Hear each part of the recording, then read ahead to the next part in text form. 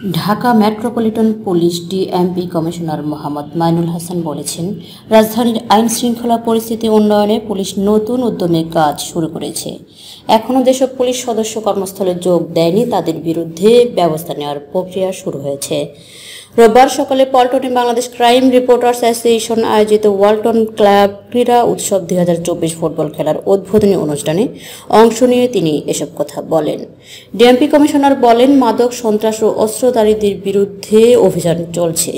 Geneva ক্যাম্পে অভিযানে অনেক অস্ত্র উদ্ধার হয়েছে এবং অপরাধী গ্রেপ্তার হয়েছে। রাজধানীর আইন শৃঙ্খলা পরিস্থিতি উন্নয়নে পুলিশ নতুন উদ্যমে কাজ শুরু করেছে। তিনি আরও বলেন, রাজনৈতিক পট পরিবর্তনের পর সম্প্রতি বেশ কয়েকজন শীর্ষ সন্ত্রাসী কারামুক্ত হয়েছে।